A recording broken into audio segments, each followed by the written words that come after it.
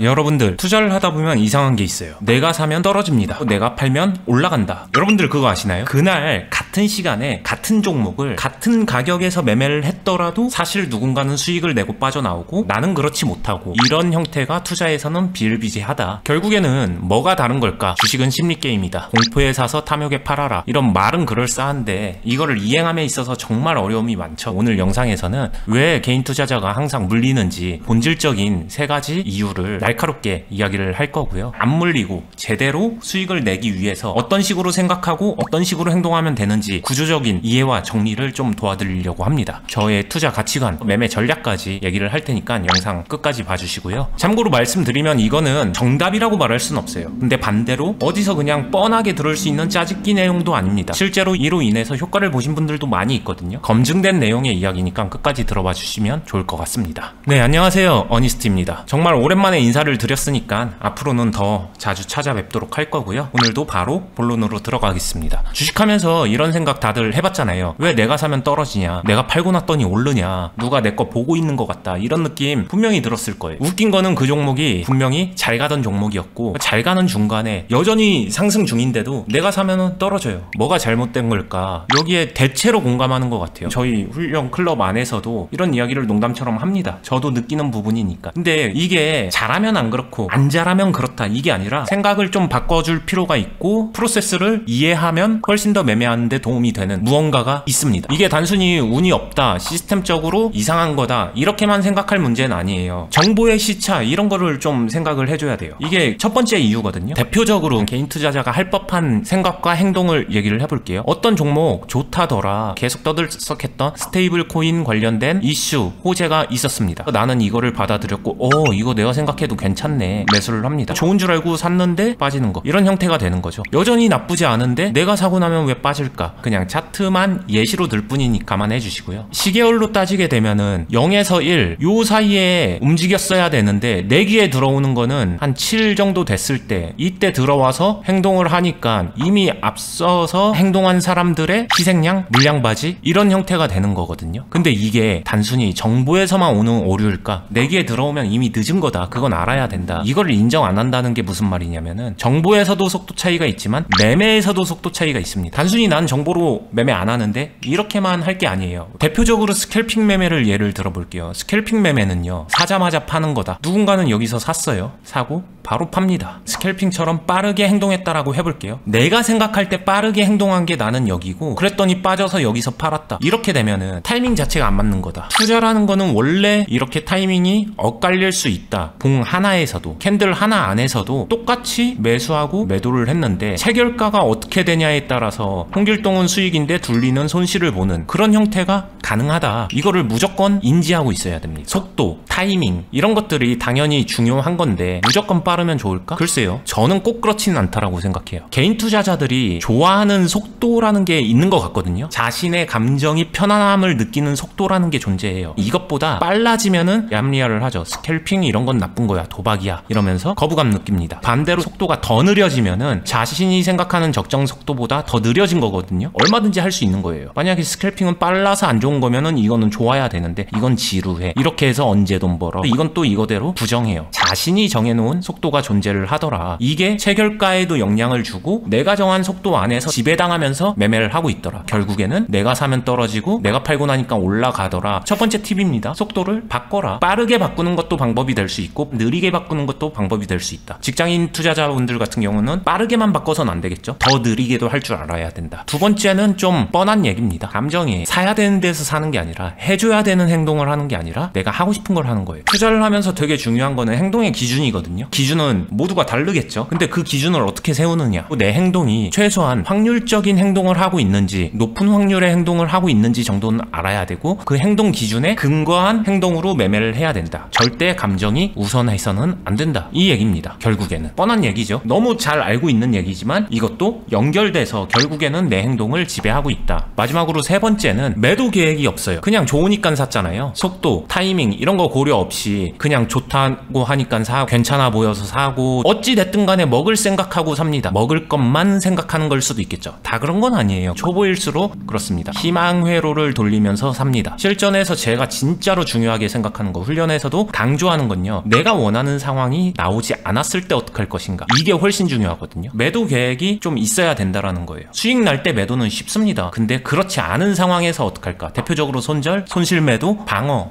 관리, 이런 게 있겠죠. 미리 생각을 안 해두면요, 이 상황이 오면은 대체로 얼어요. 그리고 아무것도 안 합니다. 그러다 보니까 하락이 커지고 손익비도 안 좋아지더라, 내가 사면 떨어지고. 이 부분을 해결하기 위해서는 떨어져도 괜찮게 만드는 게 결국에는 답이지 않나. 말장난 같지만 투자에서는 이게 필요하다. 떨어져도 다시 수익을 낼 수 있다라는 자기 확신까지 만들어야 괜찮아질 겁니다. 요게 갖춰지면은 내가 샀더니 떨어졌네? 뭐야, 누가 나 CCTV 보고 있나? 요런 느낌에선 빠져나올 수 있을 거예요. 결국에는 방금 전에 말했었던 게 악순환이잖아요. 악순환이 진짜 무서운 게 계속 돕니다. 감정적으로 더 피폐해지고, 그러면서 두려움, 욕심 이런 게 더 커지고요. 욕심이 커지는 이유는 잘해서 커지는 게 아니에요. 본전 심리죠. 한 방에 회복하고 싶은 그런 마음. 조그만 수익으로는 절대 만족 못해. 이 악순환 사이클을 타게 되면 감정 개입이 훨씬 더 극대화된다. 그러니까 애초에 여기로 들어가지 않는 게 좋겠죠. 일단 그것부터 알았으면 좋겠어요. 훈련을 해야 돼요. 투자 잘하는 사람 타고나는 걸까? 타고난 직관력, 판단력, 타고난 자질. 근데 실제로 노력해서 만들어졌다, 이런 사람들이 저는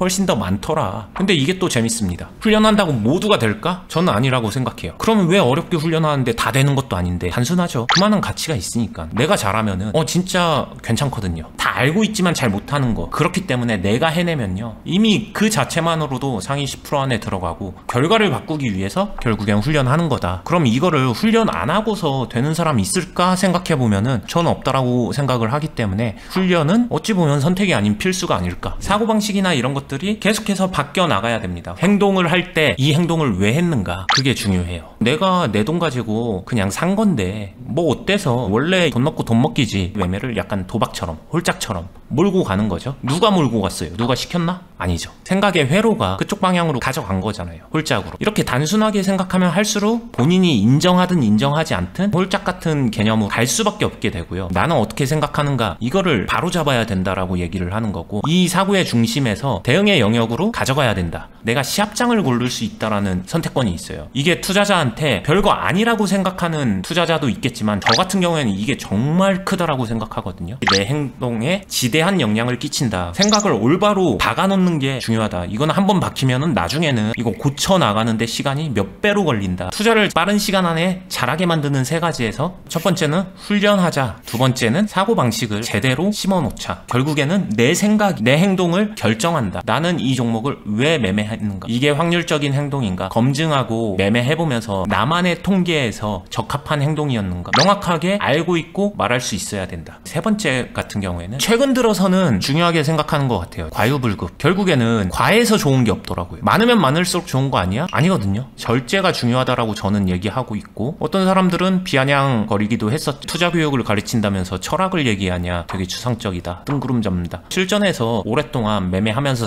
이어가다 보면은 이게 중요하지 않다라고 말할 수가 없거든요. 결국엔 절제다. 과하면 안 돼요. 특히 이제 투자 시작하거나 앞으로 해나갈 사람들은 정보가 너무 많아요. 나는 이렇게 돈 벌었다, 저렇게 돈 벌었다. 대부분의 얘기가 맞을 수도 있고 틀릴 수도 있겠죠. 근데 그거를 스스로 검증할 수 있는가? 무조건 그게 다 틀린 얘기일까? 맞는 얘기라 하더라도 이 맞는 얘기가 나한테 맞을까? 이건 또 다른 얘기고요. 맞다면은 나는 이걸 어떻게 적용할 건데, 이건 또 다른 문제거든요. 결국엔 그러니까 이 정보가 아무리 많아봤자 이 정보를 내 걸로 만들지 못한다. 결국에는 이게 되게 어려운 문제이지 않나. 오히려 정보가 많기 때문에 혼란의 시대에 살고 있지 않나. 훈련 클럽을 무료로 오픈해서 운영하고 있어요. 무료라고 하더라도 그냥 아무나 다 들어올 수 있다, 그런 공간은 아닙니다. 진짜로 하려는 의지가 있어야 된다. 그래야 모여 있어도 의미가 있고 열심히 하는 사람한테 가르치고 싶은 거지, 그냥 가만히 있는 사람한테 가르치면서 제 이야기나 저의 투자 가치관, 철학 이거를 좋게 생각하지도 않는데 그냥 너 얼마나 잘하나 보자, 이럴 생각 있는 사람들한테 열심히 가르치고 싶은 마음은 저 역시도 없거든요. 근데 반대로 진짜 열심히 배워보고 싶어 하는 사람들한테는 돈과 상관없이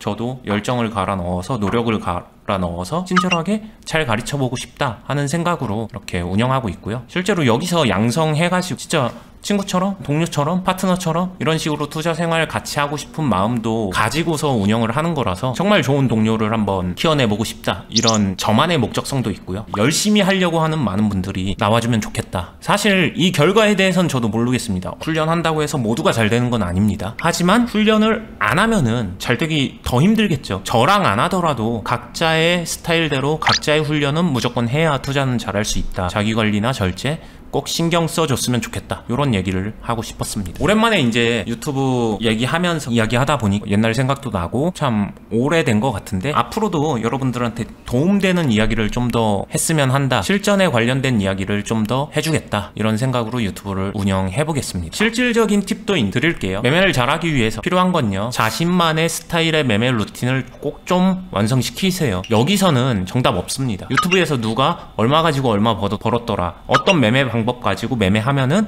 이렇게 된다더라, 이런 모든 것들은요 결과물이에요. 근데 이 결과물을 내는 사람은요 앞단에서 반드시 자신만의 매매 루틴 아니면 행동, 이런 것들을 매매를 잘할 수 있게끔 개선시켜 놨다, 그런 공통점은 있으니 결과만 보고 따라하지 말고 그 과정에서 어떤 행동을 했는지를 진지하게 생각해 봐 줬으면 좋겠다. 자신만의 매매 루틴 좀 많이 생각해 봤으면 좋겠고요. 종목을 검색하는 방법, 종목을 찾고서 매매하는 방법, 매매할 때 내가 다루는 비중, 템포, 훈련소에서 항상 강조하고 있는 것들이니까 개인적으로 하더라도 그런 것들을 신경 쓰면 좋겠다. 그 다음에 매매 일지, 형태는 상관없어요. 자신이 어떤 고민을 통해서 어떤 생각으로 어떻게 매매했고 그에 따른 시뮬레이션, 잘한 거 잘못한 거, 확률적으로 행동한 거, 기본 지키지 못한 거, 이런 고민하면서 성장하는 겁니다. 이 고민이 빠지면은 성장은 멈춰요. 이런 거 안 쓰고서 성장하긴 힘들다, 이건 꼭 알아줬으면 좋겠고요. 매매함에 있어서 어떤 자신이 보는 특정 상황에 비슷한 조건의 종목들을 많이 봐라, 이것도 좋습니다. 루틴 개선할 때 다 도움될 만한 얘기를 곁들여서 해주고 있는 거고요. 저는 최근에는 비트 매매를 하고 있어요. 비트란 종목 하나 딱 고정이 되니까 이 안에서 진짜 수급과 파동 차트, 움직임, 이런 거에 집중해서 기술적으로 아니면은 매매적으로 이런 모든 것들을 검증하고, 그리고 이 안에서 전략도 짜고 포지션 잡으면서 수익도 내고 하면서 제 스타일에서는 편하게 이뤄진 부분이 있거든요. 이건 장점이에요. 제가 비트를 안 했었을 때, 주식을 했었을 때는 내 스타일의 종목들을 기본적으로 좀 뽑아내고 비슷한 공통된 행동을 했습니다. 예를 들면 거래대금이 크다든가 거래량이 많다라든가 어떤 특정 수급이 이상하게 변했다든가, 이상하게 변했다는 거는 좋은 의미든 나쁜 의미든 그런 변화 속에서 어떤 기회가 있을 수 있다라는 것들을 공통되게 좀 찾아내면서 추리고 반복하면서 통계를 내본 그런 것들이 있기 때문에 여러분들도 종목을 좀 고르거나 투자 대상을 찾아냄에 있어서 루틴적인 행동을 통해서 해봤으면 좋겠고요. 최근에 훈련할 때 저희가 찾아내는 거 아니면은 뭔가를 새롭게 하는 것들도 얘기 많이 하면서 각자 스타일대로 결국에는 발전시켜 가는 거니까 참고하면서 하고 있는 모습들, 그거는 예전이나 지금이나 계속 강조하고 있는 거라서 저희 구독자분들도 이런 행동은 좀 신경 써서 했으면 좋지 않나. 마지막으로 제가 해주고 싶은 얘기는요, 초보일수록 잘 귀담아 듣지 않는 거, 금액을 크게 합니다. 금액은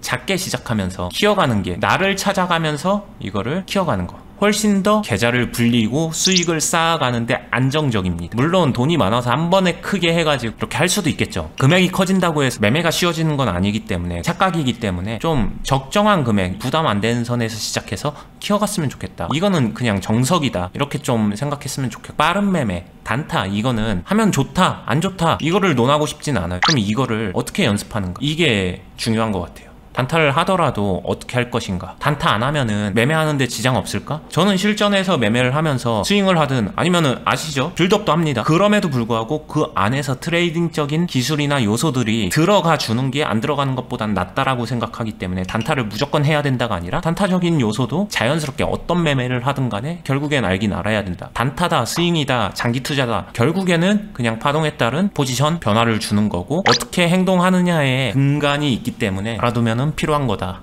이렇게 생각하고 처음부터 난 무조건 단타만 해야지, 이거는 좀 곤란하지 않을까. 마지막으로 내용에서 얘기 나왔지만 결국에는 매매다. 결국에 매매는 나의 손익비 관리다. 매매를 잘하고 못하고 타이밍이 좋고 안 좋고 그런다고 하더라도 수익이 쌓일 수 있는 매매를 해야지, 수익을 계속 반납하고 손실만 키우는 매매를 하게 되면은 돈이 아무리 많아도 결국에는 투자로 성공하기 힘들다. 그러니까 손익비 관리다. 결국에는 이 손익비 관리라는 게 말이 좋아 손익비 관리지 나의 습관 값이다, 이렇게 생각하시면 생각하세요. 제가 가르치면서 정말 많이 느끼는 게 초반에도 나온 얘기예요. 타이밍, 체결가 이런 거 얘기하는 거. A랑 B가 있을 때 같은 종목을 같은 시간에 같은 가격으로 같은 돈으로 이렇게 해서 출발합니다. 근데 A는 수익 내요.